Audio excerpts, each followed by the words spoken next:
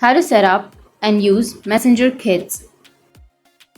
So if you want to set up and use Messenger Kids, then what you need to do is first you need to open up your Messenger Kids. First, make sure to install it and then open up Messenger Kids. You can install it from your Play Store or your App Store. Now go with next, which is on the middle of your screen, and then confirm. Tap on that confirm and enter your phone number or email and tap on continue and enter your Facebook password. And after that, you need to enter the login code which you've received on your mail address, which you've just entered. Once you've logged in, you'll get this kind of interface. So just go with the first option, which is create an account for my child, and then enter your child's first and last name and then child's birthday.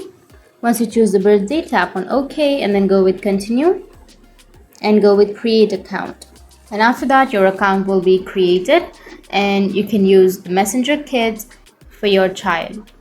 So that's how you can set up and use Messenger Kids. And if you have any questions, feel free to comment below. Thanks for watching.